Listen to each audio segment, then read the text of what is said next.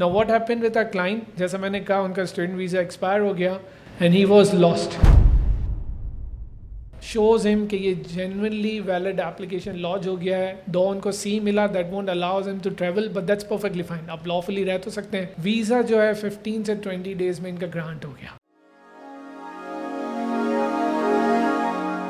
Hello everyone, this is Anil Khwaja, I'm a registered migration agent and co-founder Think and Consultants and pdclasses.com.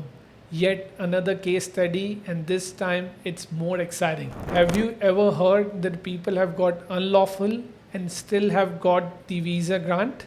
This is what happened with Think Consultants. As I said, Think Consultants professional hain, more oriented hain towards your case studies. Plus we help difficult situations and give them the customized solutions to our clients. So now what happened, ये client जो है वो student visa पे थे, unfortunately इनका visa expire हो गया and वो वीज़ा नहीं डाल सके। नाउ सिंस यू नो कि आप एक दिन भी अगर वीज़ा के बगैर ऑस्ट्रेलिया में रहेंगे तो आप अनलॉफुल हो जाएंगे and there is no way back कि आप फिर से अपनी प्रोफाइल को या अपनी वीज़ा एप्लीकेशन को लॉन्च कर सकें या उसको फिक्स कर सकें। बट अगेन मैं आपको इसका एक टेक्निक बताता हूँ और एक इम्पॉर्टेंट इन्फॉर्मेशन देता हूँ जिसकी वजह से आपको ये समझ में आ जाएगा कि ऐसा पॉसिबल है। तो this is only a myth.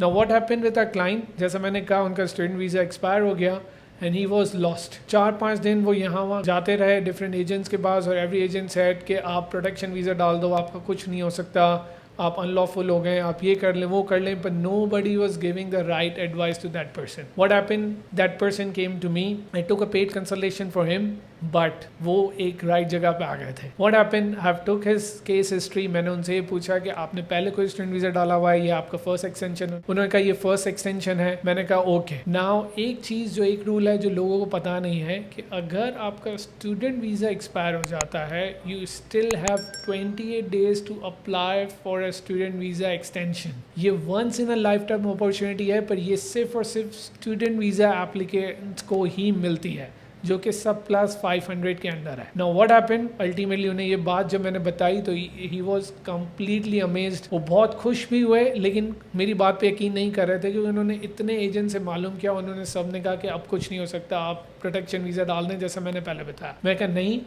I'll make sure कि आपका वीज़ा प्रॉपरली जाए as per the legislation, as per department home affairs guideline, और आपको वीज़ा भी ग्रांट इंशाल्लाह हो जाएगा। क्योंकि देखिए technically that person, that student और दैट एप्लीकेंट वाज जेन्युइन, उनके सिर्फ 2 यूनिट्स ही रहते थे, वो जेन्युइनली पढ़ रहे थे और अल्टीमेटली ये अनफॉर्चुनेट सिचुएशन हुई।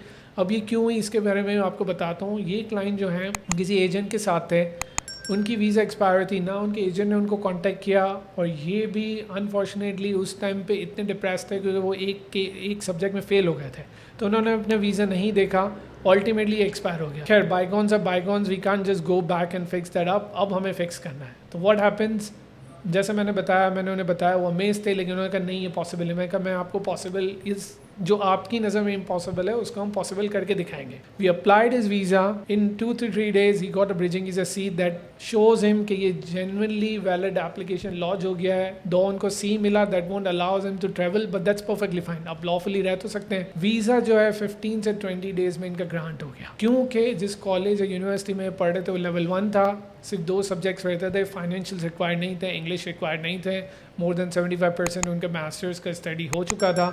हमने उनका वीज़ा अप्लाई किया, 20 दिन के अंदर वीज़ा आ गया।